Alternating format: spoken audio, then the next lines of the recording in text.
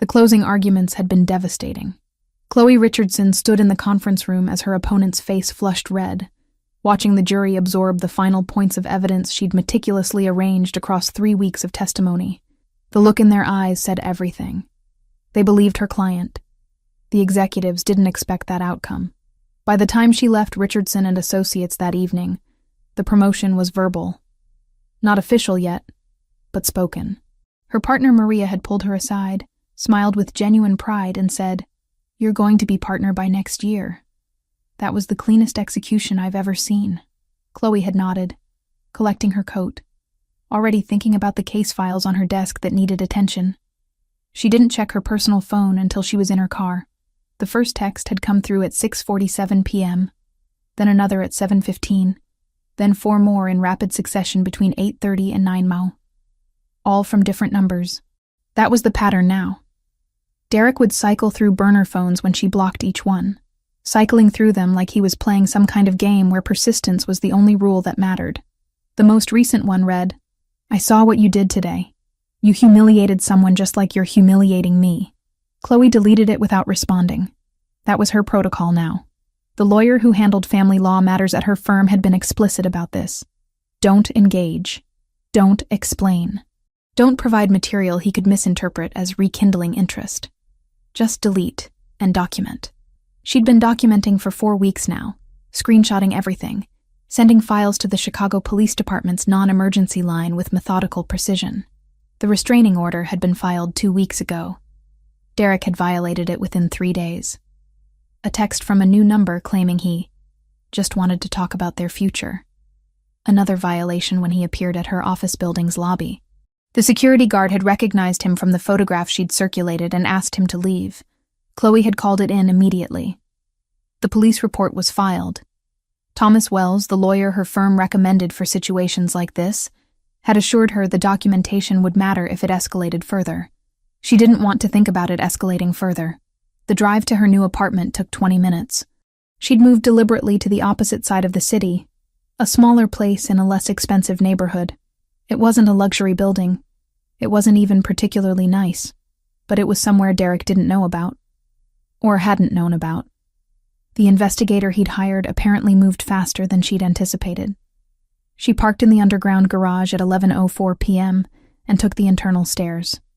The building was quiet. An older man nodded to her as she passed his door on the 3rd-floor landing. She'd never spoken to him before, but she acknowledged the gesture anyway.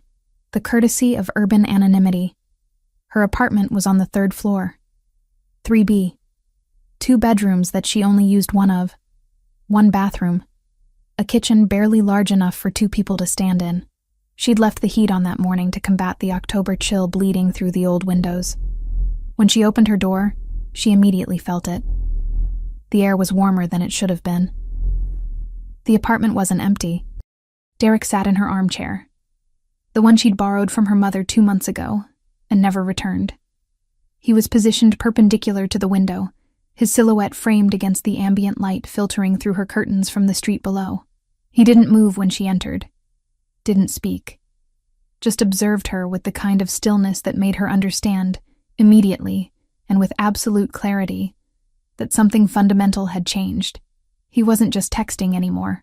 He wasn't just appearing in public spaces. He was inside her home, inside her sanctuary. The silence lasted 5 seconds. "We need to talk about what you did today," Derek said. His voice was low. That was what terrified her most about him, she realized in that moment. The low voice, the controlled tone. It was the vocal equivalent of a threat made through a smile. Chloe didn't respond. Her lawyer's voice was suddenly very loud in her head. Don't engage. Don't explain. Escape if possible. She remained standing in the doorway, hand still on the frame, calculating distances and outcomes. Derek stood. The movement was slow, deliberate, not aggressive in the immediate sense, just possessive, like he was rising to greet someone he owned. "You've been making very poor decisions lately, Chloe. Decisions that hurt people who care about you. Decisions that make it hard for me to understand what's happened to the woman I was going to marry." He stepped forward. Every instinct crystallized into one singular imperative. Run. She didn't think. didn't formulate plans, just moved backward out of the doorway and toward the stairs. Her body knew things her conscious mind wasn't processing. She descended the internal stairwell in a way that was almost a fall, her hand sliding down the railing because her feet weren't coordinating properly with the descent. She heard her own breathing in a way that seemed separate from her body. By the time she pushed through the lobby door, she was moving at something that approximated a sprint. Her keys were in her pocket, but not her coat. Not her bag. Not anything except the clothes on her body and the phone in her hand. The October night was already cold. By the time she'd run 3 blocks, the temperature had dropped further. There was something in the air that smelled like precipitation. She ran without direction, without purpose. Just the primal understanding that north meant away, so she kept moving north. Her professional shoes, chosen for courtroom appearances, were inadequate for sustained running on sidewalks. The soles provided no traction. Her dress pants, purchased for appearances, didn't allow her legs to move with full extension. Her perception of the city became fragmented. She knew Chicago, but panic had rewritten her mental map. Streets that should have been familiar became foreign. Blocks that should have oriented her turned into labyrinths. Somewhere around the 4th block, she became aware of a car pulling alongside her trajectory. Her mind processed Derek and his Audi, and the thought generated such a spike of adrenaline that she changed direction abruptly, moving into an alley she barely registered. There was a fence at the end. She could possibly climb it. Should she climb it? The car sound faded. Maybe it wasn't him. Maybe the panic was fabricating threats that didn't exist yet. A different vehicle approached from the opposite direction as she emerged from the alley onto a parallel street. This one slowed. This one stopped. The passenger window descended to reveal a man's face. She couldn't see details. Just silhouette. Just the basic architecture of male features backlit by dashboard illumination. She almost attacked him. Some part of her mind recognized this before her body engaged in violence. The man's voice cut through the fog. "You're going to give yourself a coronary running like that." The accent was Italian, or close to it. Not Derek. Definitely not Derek. She recognized that much. The voice was lower. Older, maybe. Controlled in a way that Derek's voice could never achieve because Derek's control was performative. This control was fundamental. "Get in the car," Franco Grimaldi said. "You're shaking like you've seen a ghost." She almost refused. Every neural pathway her brain had built over the past 4 weeks screamed not to trust anyone, not to enter vehicles, not to accept proximity from men she didn't know. But the alternative was continuing to run, and her legs were beginning to register the demand she'd placed on them. The cold had moved from abstract environmental factor to physical penetration. Her breath was becoming difficult to regulate. She entered the car. Franco didn't ask questions, didn't demand explanations, just drove. The restaurant appeared about 15 minutes later. Stellamare. She'd never been there before. She'd heard about it through professional circles, but it wasn't a place where associates like her went. It was too expensive. Too exclusive. The kind of establishment where the waiters knew the clientele by name, and the prices weren't printed on menus you were given. He guided her through the service entrance, past a kitchen where people were conducting cleaning protocols for the evening, past storage areas that smelled like wine and garlic and history, to a room at the back. Small, sparse. A bed, a sink, a window that looked into brick. "You can sleep here tonight," Franco said. "No one's going to find you. I have guards, I have cameras, I have people who notice things." He left before she could formulate a response. Chloe sat on the bed and began to understand, through the slowly receding adrenaline, that her life had just fundamentally changed course. Not improved, not worsened, just altered in a direction that she couldn't yet process. She slept eventually. Not well, not restfully. Just slept. While she did, Franco Grimaldi conducted research. The name Derek Collins meant something to people in certain circles. His father had been a decorated police officer. His mother had died when he was young. He'd grown up in a household where authority was language and isolation was treatment. By all accounts, Derek had inherited both. His professional record was clean. His personal record was not. Franco found evidence of 3 previous relationships that had ended similarly. Women who described Derek as controlling. Women who used words like obsessive and manipulative when recounting interactions with him after breakups. None of them had pursued legal action. That suggested fear, or insufficient resources, or both. Franco made a phone call at 2:47 a.m. His lawyer answered on the second ring because Franco's lawyers always answered when he called, regardless of the hour. "There's a situation," Franco said. "A woman staying with me tonight.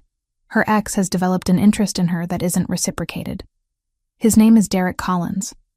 I need you to understand the scope of his behavior and whether it creates complications for me." Thomas Wells listened. When Franco finished the summary, Wells said, "The restraining order suggests she's taking this seriously. The fact that he violated it suggests he's not taking it seriously enough to care about legal consequences. That's the dangerous kind of obsession. Can I make it worse by providing her sanctuary? Potentially. If her ex is already unstable, offering her protection might escalate his fixation. But it's better than leaving her unprotected." Wells paused. "What's your intention here? She's just someone who ran into the right car at the right moment, or is there something else?" Franco looked at the security camera feed showing Chloe sleeping in the back room. She was curled into herself, still trembling slightly even in unconsciousness. "Just someone who needed help," Franco said. "For now, that's all it is. By morning, that would become a complication neither of them anticipated." Waking in the back room of Stella Mare felt like emerging from a dream someone else was having. The mattress beneath her was firmer than she expected, covered in sheets that smelled of industrial detergent and something older, fabric that had absorbed decades of its own stories. Chloe's body registered the time through the quality of light filtering through the single window. Morning. She'd slept through the night without waking, which was its own kind of victory. Her phone showed 7:43 a.m. She had 17 missed calls and 42 text messages, none of them from numbers she recognized. She deleted them without reading. The kitchen staff was already moving when she ventured into the main restaurant area. Lucia, the chef, noticed her immediately. The woman was perhaps 45, with the kind of face that suggested she'd made peace with life's disappointments decades ago and had moved on to other concerns. She wore her dark hair pulled back severely, revealing a scar along her left temple that she made no effort to conceal. When she smiled at Chloe, it reached her eyes. "You're the one Franco brought in last night," Lucia said. It wasn't a question. "Come. You look like someone who doesn't eat properly." Chloe followed her into the kitchen. The offer of food was simultaneously comforting and anxiety-inducing. Accepting meant acknowledging that she might stay. Lucia placed a plate in front of her containing pasta carbonara that looked like it came from someone's grandmother's hands rather than a commercial kitchen. The yolk of the egg had broken slightly into the sauce, creating golden tributaries through the cream. "Eat," Lucia commanded. "Hungry people make poor decisions." By mid-afternoon, Chloe had been absorbed into the rhythms of Stella Mare. Marco, the restaurant's general manager, treated her with a formality that bordered on ritual. He brought her coffee at exactly 3 o'clock, prepared precisely as she'd made it for herself in her apartment. Double espresso. Warm milk. No sugar. The fact that he'd observed her preferences closely enough to replicate them without instruction suggested something about the information networks that existed within these walls. Nothing happened at Stella Mare without multiple people noticing. Lucia pulled her into the kitchen again around 6. The evening service hadn't started yet, but the preparation was already underway. Fresh pasta lay in sheets across cloth-covered tables. Lucia began to teach her the technique for making traditional Napolitana sauce. The way garlic needed to be sliced thin enough to be almost transparent. How long the tomatoes could cook before the flavor began to deteriorate rather than concentrate. The precise moment when anchovies should be added, so they dissolved into the sauce, rather than remaining as distinct objects. "Most people think cooking is about the final product," Lucia said, her hands moving with practiced efficiency. "It's actually about understanding change. You're not creating food, you're controlling transformation. Nothing stays the way it begins." The observation seemed to apply to more than just sauce. By the end of the first week, Chloe had stopped checking the door every time it opened, though she remained hyper-aware of who entered. By the second week, she'd begun to recognize regulars. the businessman who ordered the same wine every Thursday, the couple who sat in the corner booth and spoke barely 3 words to each other during entire meals, the younger man in expensive suits who observed the room more than he ate his food. It was during the second week that Franco noticed her competence in ways that extended beyond survival instinct. He'd been reviewing contracts in his office when he called her in. The space was smaller than she'd imagined, functional rather than luxurious. A desk of dark wood, a chair that looked like it cost more than her monthly rent, walls lined with books in multiple languages. "Sit," Franco said. He placed a document in front of her. "This is a franchise agreement. Tell me what you see that concerns you." Chloe spent 4 hours reading. She made notes. She circled clauses. She wrote queries in the margins. By the time she finished, she'd identified a series of legal vulnerabilities that would have cost Franco approximately $47,000 in unfavorable terms within the first 5 years of the contract. She showed him her work. She explained her reasoning. She didn't apologize for finding problems. Franco listened. Then he accepted every single recommendation. After that, he began to involve her in other matters. Not operational decisions. Contracts. Regulatory interpretations. The internal legal architecture of a business that appeared legitimate on its surface. Chloe found herself moving through the restaurant and the rooms above it, beginning to understand how institutions functioned when their actual mechanisms were deliberately obscured from public view.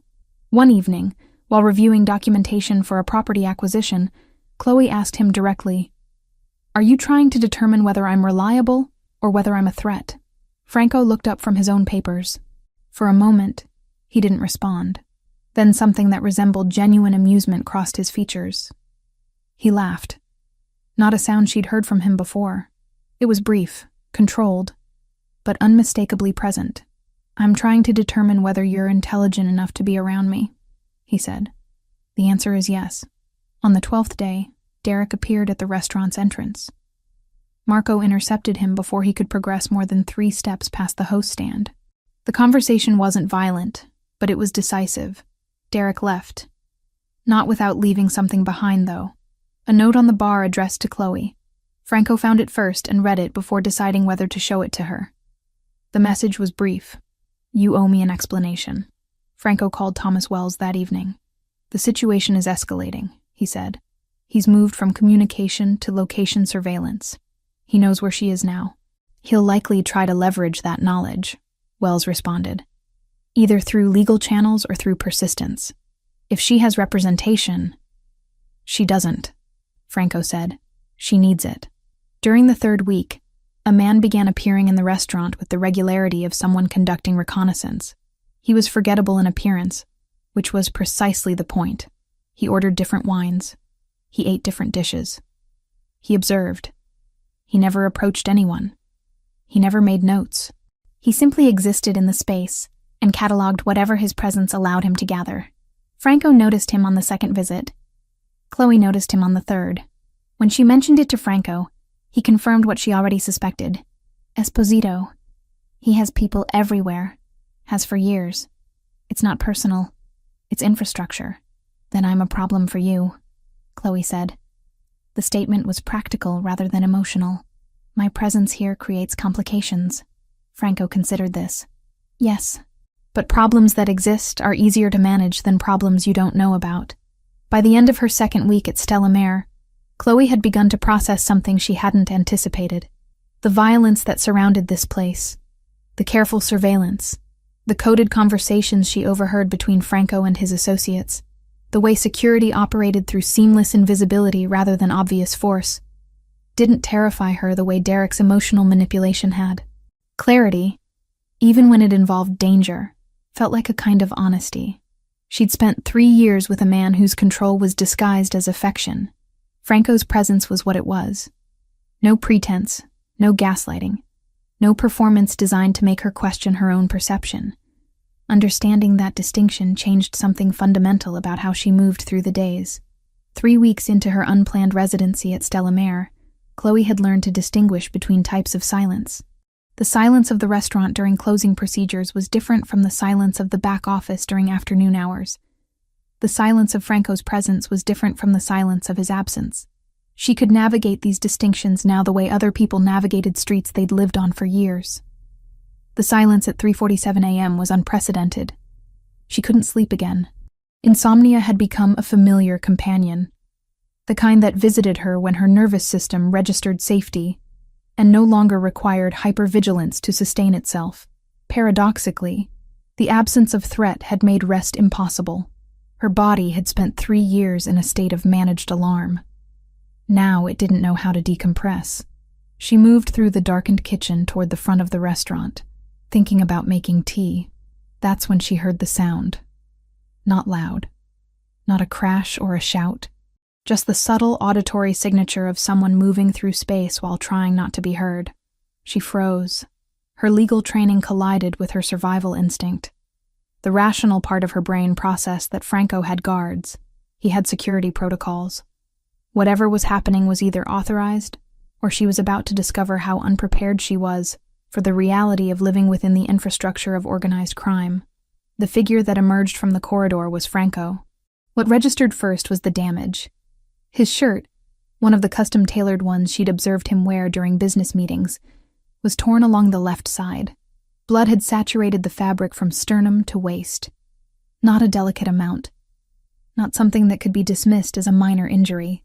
The wound underneath suggested that something had passed through his body at high velocity and emerged carrying pieces of him with it.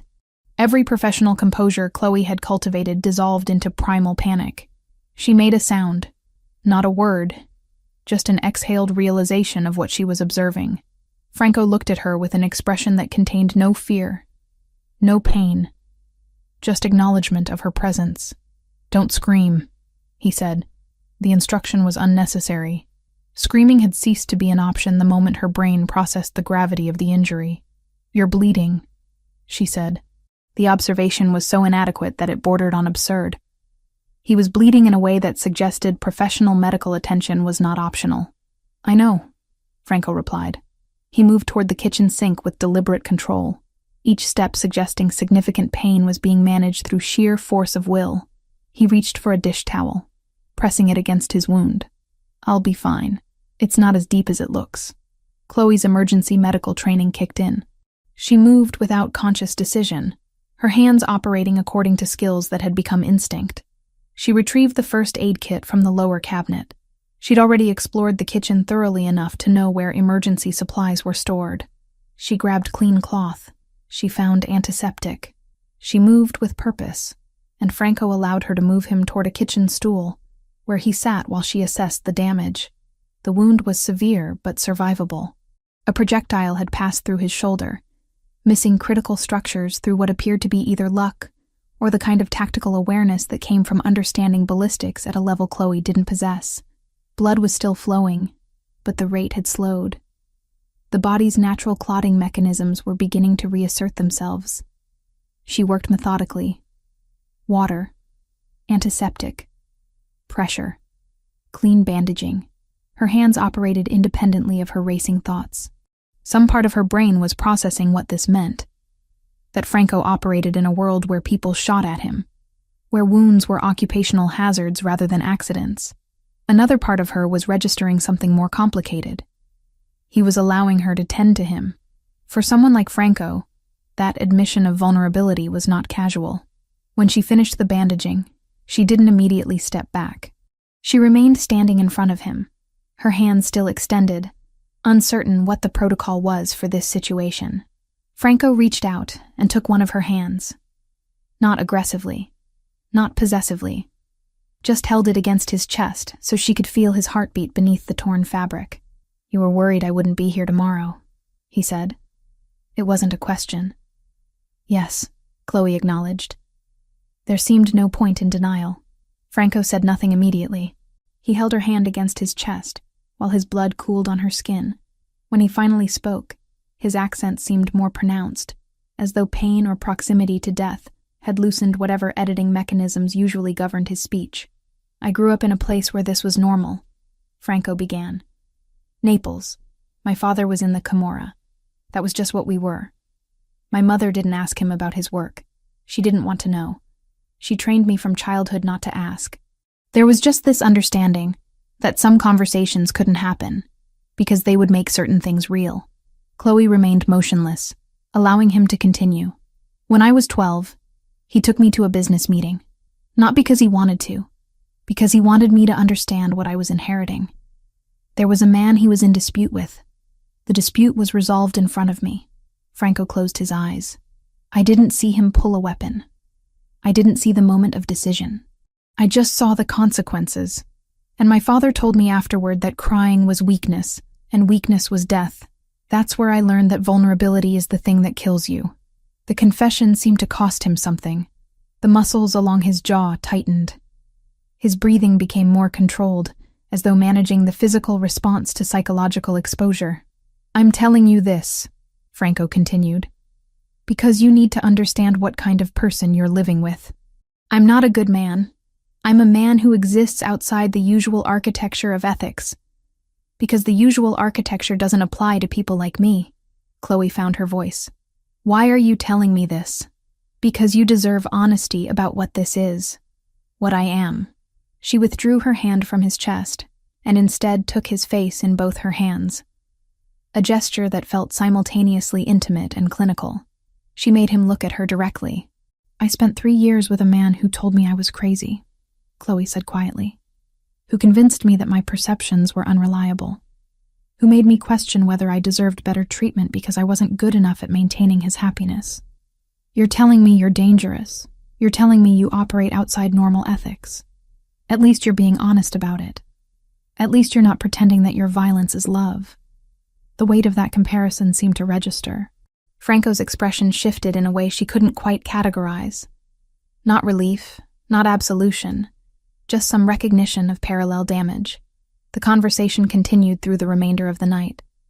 Franco spoke about the isolation of his position, about the way that power created distance from authenticity, about the fact that he'd never allowed anyone close enough to witness vulnerability, because vulnerability was liability. Chloe spoke about Derek in a way she hadn't articulated before. Not just the specific incidents of control, but the infrastructure of psychological manipulation, the constant undermining of her confidence, the way he'd systematized doubt into her every decision. I have a mother, Chloe said around 4:30 a.m. She's in a residential care facility. She has early-stage dementia. I promised I'd visit her last week and I haven't been because... She trailed off, unable to complete the sentence. Because you've been here, Franco finished. Because I've been afraid to leave. Because I'm not sure if that's rational or if I'm just making another bad decision. Franco stood carefully, testing his shoulder. Pain registered but seemed manageable. Come with me tomorrow. We'll visit your mother. The offer seemed to contain more significance than its surface meaning suggested. He was offering her permission to leave. He was offering to accompany her. He was offering recognition that her connections outside of Stella Mare mattered. They visited her mother at a facility on the north side of the city. Margaret Richardson was 73 and increasingly present in the past. She recognized her daughter, but couldn't quite place the timeline. She knew she'd had a daughter named Chloe, but seemed surprised to discover that this woman standing before her was that daughter, now fully grown and capable of adult decisions. Franco waited in the common area while Chloe sat with her mother. When they returned to him, Margaret was holding Chloe's hand with the grip of someone who'd just remembered something important. You look happy, Margaret said to her daughter. You haven't looked happy in a long time. The observation followed them back to the car. Franco didn't comment on it directly, but something in his posture changed. Some internal tension seemed to release. On the drive back to Stella Mare, he reached across and placed his hand on Chloe's knee. Not moving it. Not escalating the contact. Just establishing that he was there, that her proximity to him was significant enough to warrant physical acknowledgement. I need you to understand something, Chloe said as they pulled into the restaurant's parking area. Whatever this is becoming, I'm not choosing it because I'm traumatized and vulnerable. I'm choosing it because for the first time in years, someone is being honest with me about exactly what they are, and I'm not being asked to reshape myself to accommodate their preferred version of reality. Franco turned to face her fully. That's all I can offer, he said. Honesty about what I am. Then that's enough to begin with. The mandated welfare check arrived on a Thursday evening. precise as scheduling and bureaucracy allowed. 2 officers in uniform, one carrying a clipboard, the other maintaining the neutral expression of someone performing routine administrative tasks. They appeared during service hours when Stella Mayer was occupied with the dinner crowd, which was either calculated on Derek's part or fortunate timing that worked to his advantage regardless. Chloe was in the back office reviewing supplier contracts when Marco informed her. Her stomach registered the information before her conscious mind fully processed it. Derek had escalated from personal contact to institutional leverage. He'd petitioned authorities, filed paperwork, created documentation that positioned her disappearance as potential criminal activity rather than voluntary relocation. Franco was in the main dining area when the officers entered. He observed their arrival through the architectural awareness of someone who'd spent years understanding how institutions moved through space. Marco approached him first, murmuring information that caused no visible reaction. Franco simply nodded and gestured toward the kitchen, indicating the officers should be directed there. Chloe emerged from the back office to find 2 uniformed representatives of the Chicago Police Department standing in her employer's restaurant. The first officer, a woman perhaps 50 years old with the posture of someone who'd seen enough human deception to maintain perpetual skepticism, extended her identification. "We're here for a welfare check. Are you Chloe Richardson?" The question wasn't hostile. It was procedural. That somehow made it worse. Procedure implied that Derek had successfully navigated institutional channels, that he'd created a narrative compelling enough to warrant official investigation. "I am," Chloe confirmed. She didn't offer additional information. Her legal training remained functional despite the spike of adrenaline. "Your emergency contact reported that he hasn't been able to reach you for several weeks and expressed concern about your well-being. We're conducting a routine verification that you're here of your own volition and not being retained against your wishes." The specific phrasing was interesting. Derek had used language that suggested captivity, that framed Franco's sanctuary as something approaching imprisonment. Chloe understood immediately what narrative had been constructed. She was a vulnerable woman. Franco was a criminal element. The intersection was naturally suspicious. "I'm here voluntarily," Chloe stated. Her voice remained controlled, modulated to project competence rather than defensiveness. "I left my previous residence because my former partner was violating a restraining order I had filed against him. I sought shelter at this establishment, and it was provided." The second officer, younger, with the expression of someone still developing capacity for reading human complexity, looked between Chloe and Franco with poorly disguised suspicion. Franco stood motionless, observing but not intervening. His restraint was strategic. Any defensive response would validate whatever narrative Derek had constructed. "The individual who contacted us expressed concern that you might be experiencing coercion," the female officer continued. She consulted her clipboard, reading directly. "He indicated that you've been isolated from your previous social connections and placed in a dependent situation with an individual of questionable reputation." Chloe processed the accusation. Derek had been strategic. He'd taken observations that were technically accurate and reframed them through a lens designed to create suspicion. Yes, she'd been separated from previous connections. Yes, she was in an unfamiliar situation. Yes, Franco's reputation was questionable, but the interpretation attached to those facts was dishonest. "My former partner is Derek Collins," Chloe said, providing information without being asked.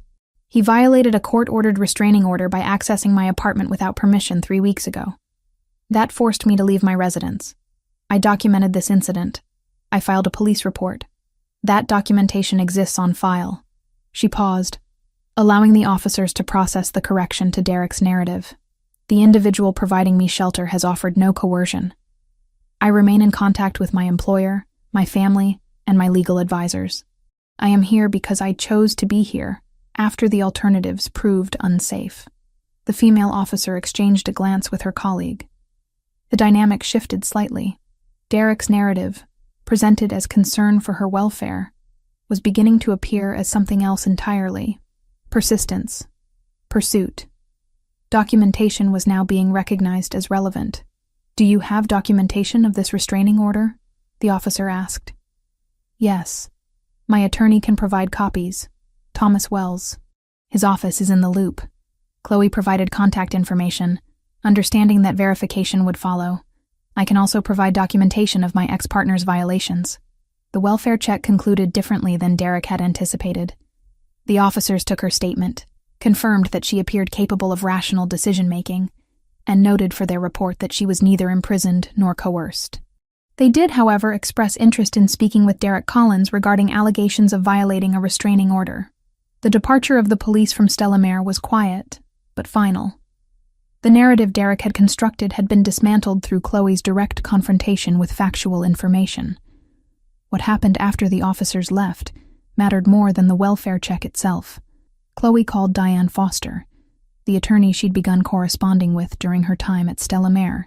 Diane had built a career on representing women navigating the legal system while attempting to escape domestic situations. She listened to Chloe's account, documented the timeline of violations, and asked specific questions about evidence preservation.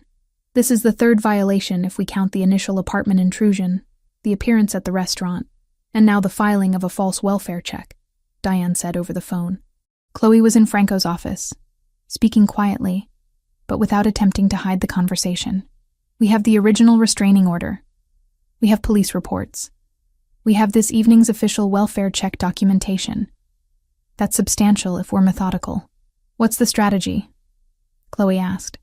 We document everything prospectively, Diane responded. We don't depend on police to recognize a pattern. We create the pattern ourselves. Every contact, every communication, every attempt to access you. We build a case so comprehensive that Derek's next violation becomes his last, because he'll face federal stalking charges, not just local restraining order violations. 3 days after the welfare check, Derek appeared at Chloe's workplace. Not Stellamere, her actual law office at Richardson & Associates. He waited in the lobby. Security recognized him from the photograph Chloe had circulated. They asked him to leave. He initially resisted. By the time the police arrived, he'd created his third documented violation in less than 2 weeks. The arrest was anticlimactic. Police arrived and transported him. Charges were filed. His father, the retired police chief, apparently no longer possessed sufficient influence to prevent prosecution for something this thoroughly documented. The coverage appeared in local legal media. Attorney Derek Collins, accused of stalking his former partner. The optics were catastrophic for his professional reputation. Chloe watched the news coverage from Stellamere's back office. Franco stood beside her, but didn't touch her. He allowed the moment to exist without his intervention. This resolves itself, Franco said quietly. Derek becomes a cautionary tale about persistence without acceptance. But he's still breathing, Chloe replied. The observation wasn't personal. It was acknowledgement of something Franco had previously offered. You could have resolved this permanently. Yes, Franco agreed. But this way, it's resolved legally. It's resolved in a way that doesn't require me to manage the consequences. That's more sustainable for both of us. Chloe understood what he was communicating. She'd triumphed through her own agency, not through his intervention. That distinction mattered more than any physical outcome could have.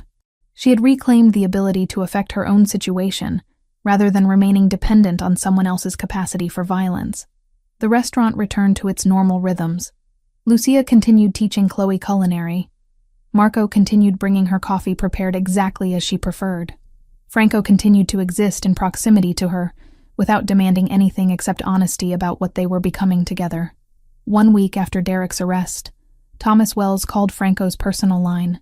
The conversation lasted approximately 90 seconds. When Franco ended the call, his expression had shifted into something harder, more calculated.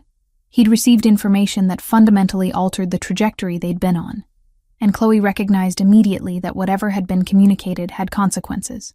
She found him in the office at 11:47 p.m., long after service had concluded. The restaurant below was in that liminal state between operating and closed, staff performing final cleaning protocols while the building gradually transitioned from public to private space. Franco stood at the window overlooking the street, his hand resting against the glass. Esposito was planning something, Franco said without preamble. Before Derek was arrested, before the welfare check, before this entire situation solidified into something everyone could see. Chloe waited. She'd learned that Franco spoke in layers, that understanding required allowing him to develop information, rather than interrupting with questions. He wanted you, Franco continued. Not for anything specific, just as leverage. The plan was sequestration. Take you. Force negotiation. Create a situation where I had to choose between territorial concession and your safety. The statement hung between them like exposure. 3 days was the planned timeline. 3 days after Derek was arrested, Esposito's people were positioned to execute retrieval. The investigation had been ongoing for weeks, but confirmation only arrived after the immediate threat had passed. Information architecture, Thomas had explained, sometimes revealed threats only after they became irrelevant. Chloe processed the information through layers of implication. You knew, she said. It wasn't accusation. It was recognition of a specific type of deception. I suspected. I had investigators confirming. I didn't know the timeline with certainty until after it had already passed. And you didn't tell me. Franco turned from the window to face her directly. You were managing Derek. You didn't need additional threat scenarios complicating the situation. The response was exactly what Chloe had expected, and that expected quality of deception somehow made it worse. Franco had made decisions about her safety, without including her in those decisions. He had operated from the presumption that knowledge would be destabilizing rather than clarifying. He had, in essence, done to her the same thing Derek had done, just in reverse. Derek had controlled through false reassurance. Franco was controlling through selective information management. Don't do that, Chloe said. Her voice remained controlled, but something fundamental in her tone had changed. Don't make decisions about my life and then justify them afterward by claiming you were protecting me. That's not what this is. It's exactly what it is. You decided what I could handle. You decided what I needed to know. You constructed a narrative about my well-being that conveniently positioned you as the decision-maker. That's not protection. That's management. The accusation was fair, and Franco recognized it. He didn't attempt immediate justification. Instead, he acknowledged the hit. You're right. I didn't leave one controlling relationship to enter another. Even if the control looks different, even if it's justified by different reasoning. Franco moved toward her, but she stepped backward. The gesture created physical distance that represented something larger. Chloe, I need space, she said. I need to think about what this actually is. I need to determine whether I'm here because I chose this, or because I've become dependent on the sanctuary you provided. What are you saying? I'm saying I need to return to my own life, my career, my apartment, my autonomy. I'm saying I need to understand whether we're actually compatible, or whether I've just transferred dependency from one man to another. Franco absorbed the statement. His expression suggested that he understood the logic of her position, and recognized that argument would be counterproductive. Okay, you're right. You need to rebuild independence. You need to verify that your choices are actually your choices and not reactions to trauma. Franco moved to his desk and retrieved a business card. When you've decided what you want, contact Diane Foster. Tell her I authorized you to consult my legal team regarding employment. Chloe took the card. You're offering me work? I'm offering you a structure that maintains legitimate connection between us while you recalibrate. Franco returned to the window. I'm not Derek. I'm not going to threaten abandonment if you leave. I'm not going to attempt emotional manipulation to keep you here. If you need to go, go. If you decide this is something worth building, I'll be here. She left Stellamere the following morning. Not dramatically. Not with finality. Just collected her belongings from the back room and departed toward a conventional existence. Franco didn't attempt to stop her. Marco didn't offer transportation. Lucia didn't provide provisions. The restaurant simply released her the way it had absorbed her, without fanfare or resistance. Returning to her apartment was simultaneously comforting and disorienting. The space had remained exactly as she'd left it 6 weeks prior. Derek's investigators had apparently not maintained surveillance after his arrest. The environment felt frozen in the moment she'd escaped from it. She spent the first evening simply existing in the space, reacquainting herself with the geography of independent living. Work resumed the following Monday. Richardson and Associates welcomed her return with a combination of professional relief and barely concealed curiosity. Maria, her partner, didn't ask directly where she'd been, but the invitation to discuss her absence hung in every conversation. Chloe provided minimal information. Family matter. Resolved. Ready to continue. The standard professional deflection that prevented unnecessary elaboration. 3 days into her return to the office, Diane Foster appeared in her lunch hour. They met at a cafe neutral enough to be impersonal. Diane brought with her the documentation of Derek's violations. The case was proceeding. Charges would move forward. The prosecutor's office had determined sufficient evidence existed to proceed with criminal stalking prosecution. Your ex-partner's behavior established a pattern, Diane explained, sliding documents across the table. Initial contact attempts, escalation to physical proximity, the apartment intrusion, multiple violations of the restraining order, the false welfare check. Each incident independently might be dismissed as isolated. Collectively, they constitute systematic harassment. What's the timeline? Court date in January. He'll likely take a plea rather than proceed to trial. The evidence is comprehensive enough that conviction would be nearly assured. Chloe studied the documentation. Her own legal training allowed her to follow the architecture of the case. It was solid. Derek's behavior, documented through police reports and official channels, created a narrative that legal system could recognize and process. Derek would face consequences not because someone loved Chloe enough to eliminate him, but because she had navigated institutional systems with precision and documentation. That distinction felt important. By the 4th week of her return to independent existence, the acute discomfort of separation had begun to transition into something more sustainable. She'd successfully re-established her professional identity. She'd begun corresponding with law school colleague regarding partnership opportunities in a firm focused on domestic law specialization. She'd visited her mother twice, and the relationship had begun a subtle recalibration towards something healthier. But she also called Diane with a question that had been developing for weeks. If I wanted to consult for someone regarding legitimate business operations, Chloe began carefully, how would that be structured to maintain professional distance? Diane understood immediately what was being asked. You mean Franco Grimaldi? I mean consulting work that maintains standard legal client confidentiality and professional boundaries.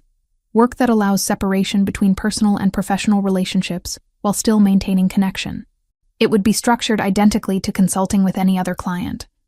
Retainer agreement, scope of services, clear delineation of responsibilities, standard legal framework. Would it be problematic given my previous relationship to the client? Diane considered this. Professionally? No. Ethically? Only if the terms aren't transparent. As long as you're clear about the nature of the relationship and maintain professional standards, it's functional. 2 weeks later, Chloe contacted Franco for the first time since leaving Stellamere. The communication was formal, professional. She proposed a consulting arrangement regarding legal infrastructure for his legitimate restaurant operations. Scope of work, retainer structure, clear limitations. Franco responded through Thomas Wells with acceptance of her terms. The professional relationship was established before any personal relationship could resume. They were no longer simply two damaged people finding refuge in proximity. They were a client and a consultant, who recognized that professional frameworks could contain whatever personal elements might develop between them. Their first formal meeting occurred in Franco's office. He sat behind his desk. She sat across from it. They reviewed documentation regarding supplier agreements and regulatory compliance. The professional distance felt artificial at first, then gradually became the architecture that allowed them to interact without the complications of power imbalance. "Thank you," Franco said when the meeting concluded. They remained seated in their respective positions, maintaining the formal structure. "For giving this a chance, for being willing to rebuild this differently." Chloe recognized that he was acknowledging more than just professional consultation. I needed to understand whether I was capable of making independent decisions. I needed to verify that my choices were actually mine. And are they? I'm choosing to be here, Chloe responded. That's different from being dependent on being here. It's different from being unable to leave. I'm making this choice consciously, and that changes what it is. Franco nodded, accepting the distinction. The consulting relationship would become the framework through which they rebuilt whatever was developing between them. Professional boundary, personal connection, both operating simultaneously, each validating the other's authenticity. 3 months into her return to Richardson and Associates, Chloe had successfully archived the version of herself that had existed before Derek and before Stella Mayer. Not erased. Archived. The distinction mattered. Those experiences had restructured her understanding of agency, of vulnerability, of what commitment could mean when both parties operated from honesty rather than manipulation. The promotion came quietly, announced during a Friday afternoon meeting with Maria and the third partner, Thomas Richardson. Not the same Thomas Wells who worked with Franco, though the coincidence of names had created its own internal humor. The offer was solid. Partnership track within 18 months. Significant salary increase. Autonomy over case selection within the domestic law specialization she'd begun developing. "You understand what this represents," Maria said when the meeting concluded. "You're no longer just competent. You're proving you can rebuild after significant disruption. That's a different quality entirely." Chloe understood. Competence was technical. Resilience was character. Her consulting work for Franco remained structurally separate from her primary practice, yet increasingly woven through her professional identity. Every Monday and Thursday afternoon, she conducted legal review of Stella Mayer's operational documents, contract analysis, regulatory compliance, the architecture of legitimacy that Franco was gradually solidifying around his restaurant operations. The work itself was unremarkable, standard legal consulting, but the framework it provided allowed them to maintain proximity without the complications that had emerged during her full-time residency. Diane Foster had begun appearing at Stella Mayer with increasing frequency, not as Franco's associate, but as Chloe's colleague.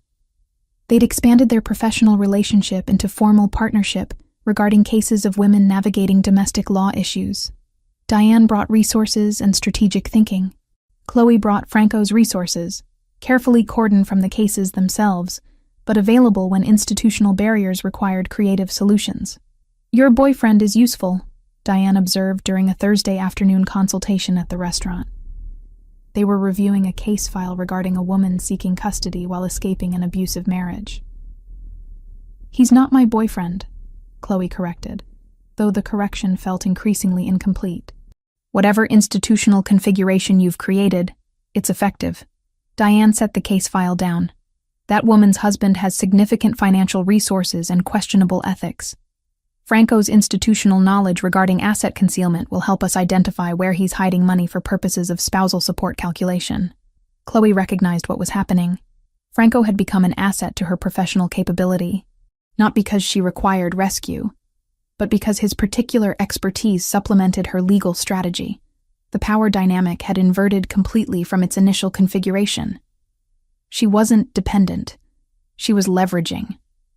Derek's criminal case proceeded through the court system with the velocity of comprehensive documentation. In January, nearly 5 months after his arrest, sentencing occurred. 12 months of incarceration. 3 years of probation. Restraining order made permanent. The judge, a woman approximately 70, who'd clearly heard variations of Derek's narrative before, expressed explicit skepticism regarding his characterization of events. "The evidence presented suggests systematic harassment conducted with apparent disregard for legal constraint," the judge stated in her written decision. The defendant's narrative regarding concern for the complainant, conflicts with behavioral patterns, indicating obsessive surveillance, and repeated violation of court orders. Chloe watched the court proceedings from the observation section, Diane seated beside her. Derek's father attended, but made no attempt to approach the bench. Even institutional protection had limits when documentation was this comprehensive. When Derek was led from the courtroom in restraints, he didn't attempt to make eye contact with Chloe. That small failure of connection felt like genuine closure. He wasn't worth her psychological investment anymore. He'd become a legal matter that had concluded successfully. That was all he would ever be. Her mother's condition had stabilized into a state that suggested years remaining rather than months. Margaret Richardson occupied a private room at the care facility and had begun to recognize her daughter with consistency, even if temporal details remained fluid. During one visit in February, Margaret asked directly, Are you happy? The question was so fundamental, so divorced from the usual navigation of dementia's confusion, that Chloe needed a moment to formulate an honest answer. Yes, Chloe said finally. I'm happier than I've been in years. Because of someone, her mother pressed, with surprising lucidity. Because of myself, Chloe responded. Someone else is part of it, but not the foundation of it. Margaret seemed satisfied with that distinction. The clarity retreated, and she began discussing events from 1987 as though they were current. But the moment of genuine maternal connection had registered before cognitive dissolution returned. By March, the first genuine kiss between Franco and Chloe occurred not in some intentional moment orchestrated for intimacy, but during a routine Monday consulting session. She was reviewing restaurant supply contracts. He was standing beside her, explaining margin structures with the precision of someone who'd spent decades understanding financial architecture. He shifted his position slightly. She looked up, and the proximity suddenly contained intention. The kiss was brief, professional in its restraint, but it acknowledged something that had been developing beneath the structural frameworks they'd maintained. I'm not good at this, Franco said when they separated. Relationships that aren't transactional. Neither am I, Chloe replied. But we're learning together. That's different from either of us attempting to navigate it alone with someone who doesn't understand the damage we're carrying. Lucia had begun asking about Chloe's relationship status with increasing directness. When are you going to stop pretending this is only business? She demanded during one evening, when Chloe assisted in kitchen preparation. When it stops being ambiguous, Chloe responded. It stopped being ambiguous months ago. You're just refusing to articulate it. Marco remained present in Chloe's professional ecosystem as well. He'd begun providing security coordination when she worked late at the restaurant. Not obvious, not intrusive. Just the subtle architectural presence of someone ensuring her safety during late evening hours in a building that contained far more complexity than surface appearances suggested. By late March, Chloe had achieved something she hadn't anticipated during those first desperate weeks at Stellamere. She'd become genuinely autonomous. Her career trajectory was accelerating. Her relationship with her mother had recalibrated. Her consulting work was generating income and professional satisfaction simultaneously, and her connection to Franco existed within this framework of independence, rather than disrupting it. I think I'm ready to move toward something that isn't structured around consulting agreements, Chloe said during their Thursday meeting in early April. Franco closed the contract he'd been reviewing. What would that look like? I don't know yet. But whatever it is, I want it to be based on choosing each other repeatedly rather than falling into habitual patterns. Franco nodded slowly, absorbing the proposition. Then we take time. We establish something that actually contains depth, rather than just proximity. The consulting relationship would continue. The professional framework would remain, but alongside it, something newer was beginning to form. Not dependent. Not possessive. Just two people who'd survived sufficient damage to recognize the value of genuine honesty when they encountered it. The parking garage at Richardson & Associates was dimly lit at 7:43 p.m. on a Tuesday evening in mid-April. Chloe had stayed late reviewing documents for a custody case involving a woman seeking protection from an ex-spouse with resources that exceeded the average. The case had begun to consume her thoughts in ways that both satisfied her professionally and exhausted her emotionally. She'd texted Franco that she'd be late. He'd responded with a single word, understood. The underground parking structure was nearly empty. Her vehicle sat in its reserved spot, third level. She'd walked these corridors hundreds of times without incident. There was no reason to suspect this evening would differ from any other. No heightened awareness. No instinctive caution. Just the standard navigation of professional obligation transitioning into personal time. The van appeared from behind the structural column when she was approximately 40 feet from her car. Not threatening in its initial approach. Just present. The side door slid open, and 3 individuals emerged.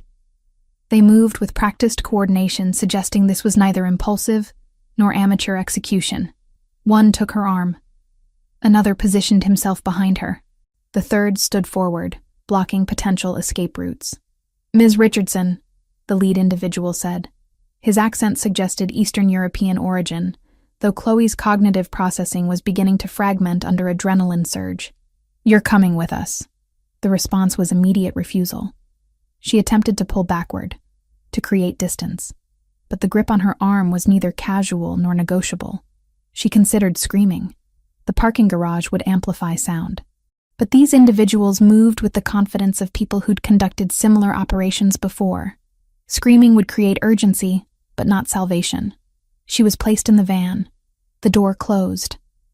The vehicle began moving before her mind had fully registered the transition from independent agency to captivity. When Franco received the notification that Chloe had not arrived home by 9:15 p.m. and was not responding to telephone contact, his response was immediate and institutional. He called Thomas Wells. He called Marco. He initiated protocols that suggested this was not his first experience managing crisis of this magnitude. Esposito was already dead by this point. Chloe didn't know this yet. She didn't know that the territorial dispute that Franco had navigated with tactical precision for years had reached its terminal velocity. Esposito's alliance with cartel interests had been tactical miscalculation. He'd assumed that American territorial hierarchy and Mexican cartel operations could coexist in parallel. He was wrong. The cartel had decided that Esposito represented both vulnerability and liability. But before his elimination, before his organization dissolved into territorial chaos, cartel operatives had already been tasked with a specific objective: leverage, insurance, a mechanism to ensure Franco's cooperation with emerging territorial arrangements. The location was a warehouse in the industrial district. Chloe was placed in a room that contained a single chair, adequate lighting, and nothing else. She was not harmed. Not immediately. Not in ways that would destroy her value as leverage. She was simply removed from context and placed in the architectural absence of security. A man entered approximately 2 hours after her arrival. He was perhaps 50, with the bearing of someone accustomed to exercising authority through minimal gesture. He placed a telephone on the concrete floor and left without speaking. The telephone contained a single contact: Franco. "Your woman is safe," a voice said when she hesitantly pressed the number. "For now. Her continued safety is dependent on your cooperation regarding territories and operational restructuring." Franco listened to the demands. Specific geographic concessions, specific operational modifications, specific acknowledgement of new hierarchical arrangement. The cost was approximately 70% of his current territorial holdings and operational capacity.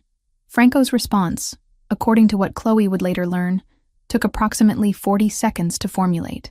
"No," he said. What happened next occurred with the velocity of institutional response. Franco activated networks that Chloe didn't know existed. Not criminals in the conventional sense. Former military, intelligence operatives, individuals with specific skill sets calibrated for extraction and tactical operation. Within 4 hours, he had mobilized 43 individuals across the city with detailed targeting information. The warehouse was surrounded by 11:47 p.m. By 2:34 a.m., Franco had his answer. Chloe was on the second floor in a secured room. 4 operatives present. No immediate evidence of harm. The rescue operation was conducted with the efficiency of procedure rather than heroics.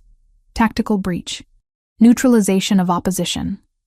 Extraction. Medical evaluation confirming her physical safety.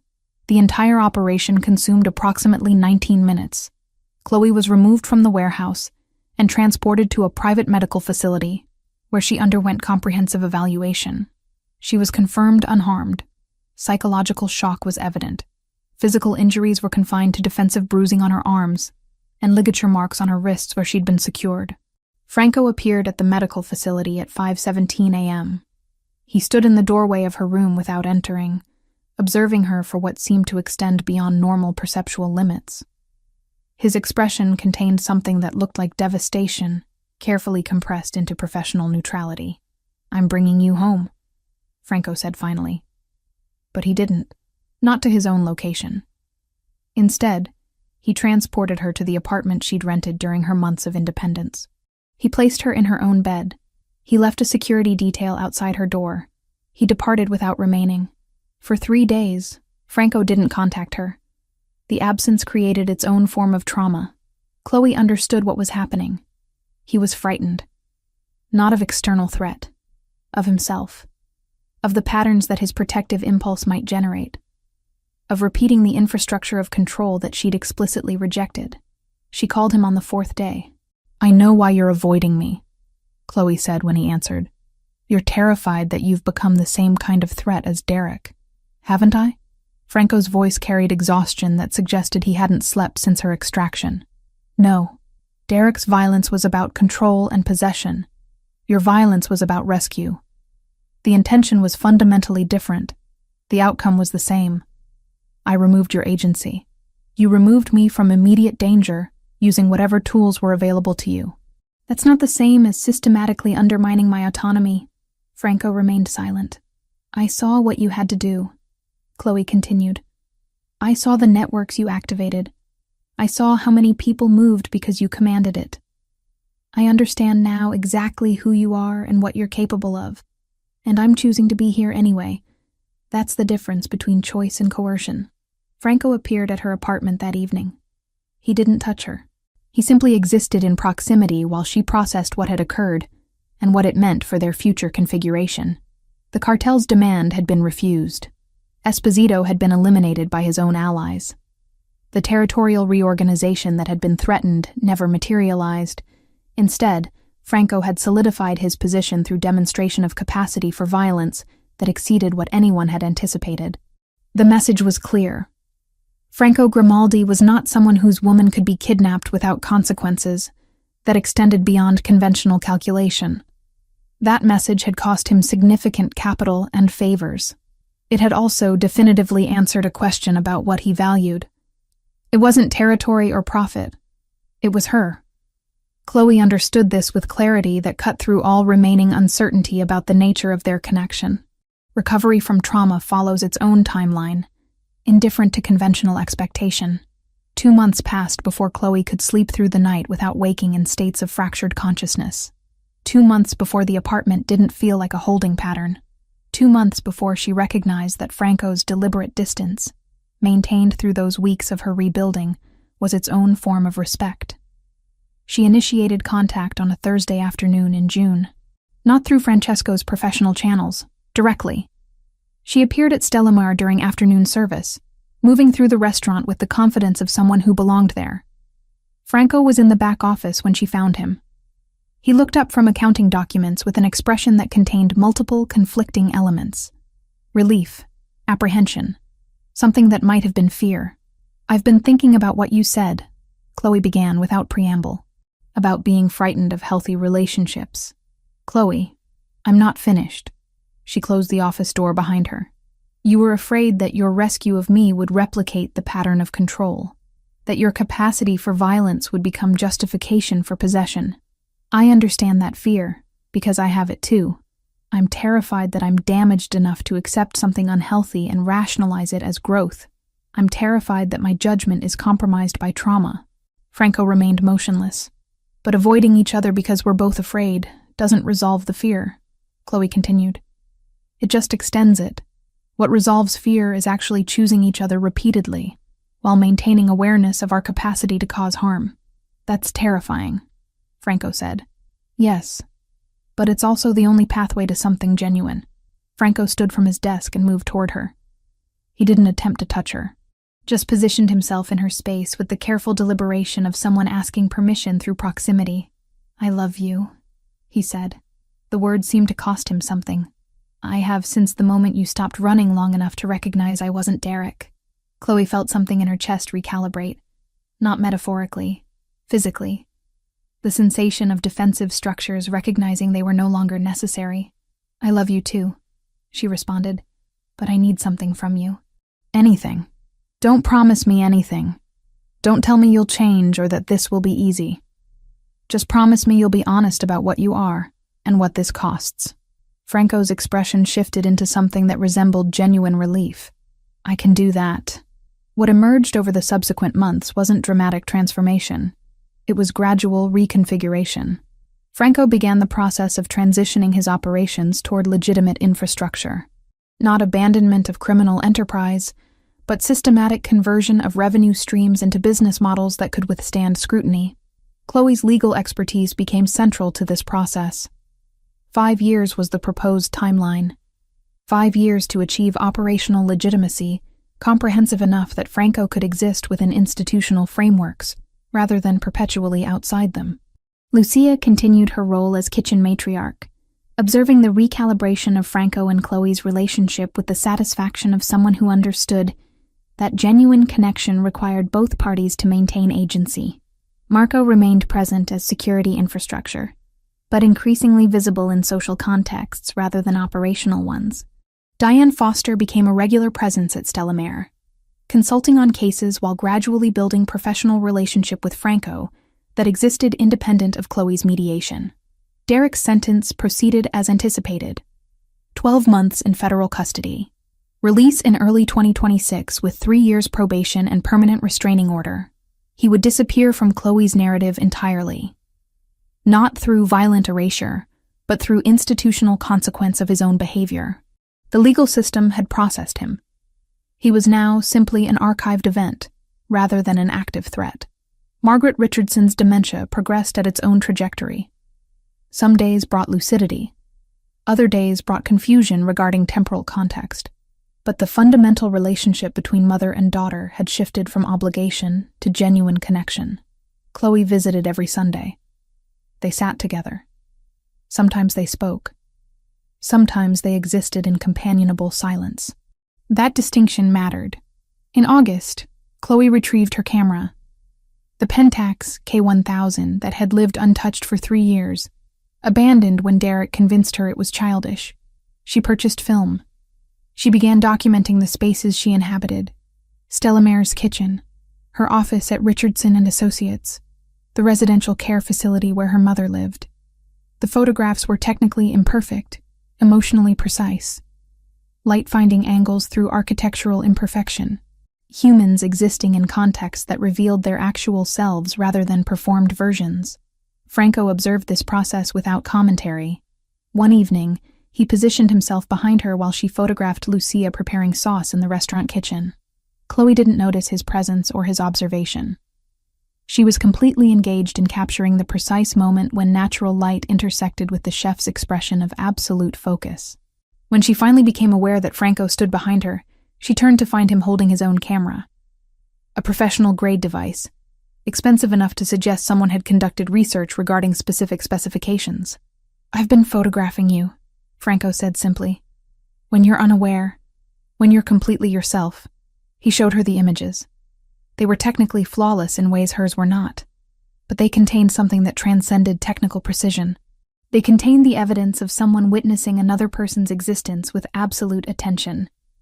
In each photograph, she appeared real, not posed, not defended, simply alive in the moment. "I want to show these," Franco said, publicly. "But not without your permission." Chloe understood what he was offering. Not possession disguised as documentation. Not surveillance. Just the evidence that he saw her completely and valued what he saw. "Yes," she said. The exhibition opened in October at a small gallery in the West Loop. 40 photographs arranged in sequence. The architectural journey of 2 people rebuilding connection after encountering each other during trauma. The images didn't tell their story literally. They told it through implication, through light, through the specific quality of attention that emerged when 2 people stopped defending and started witnessing. The opening night attendance included legal colleagues, restaurant staff, and institutional figures who rarely encountered Franco outside of contextual necessity. Diane Foster brought a journalist colleague. Lucia brought family members she'd kept separate from Stella Mare for years. Marco stood by the entrance, ostensibly providing security, primarily existing as visible endorsement. Margaret Richardson attended, brought to the gallery by the care facility's activities coordinator. She moved through the space with confusion regarding the chronology of images, but clear recognition of the fundamental emotional narrative. She took Chloe's hand and said, "This is what love looks like when both people are brave enough to stop pretending." The statement contained enough clarity that Chloe recognized it emerged from one of Margaret's lucid periods. She squeezed her mother's hand in acknowledgement. Franco and Chloe stood together at the exhibition's center, not touching, but present in unified acknowledgement of what the photographs represented. Not conclusion, not resolution, Just recognition that they had survived sufficient damage to understand what genuine connection required. "What happens now?" Chloe asked. "We keep choosing this," Franco responded. "Every day, with full awareness of what we are and what we're capable of."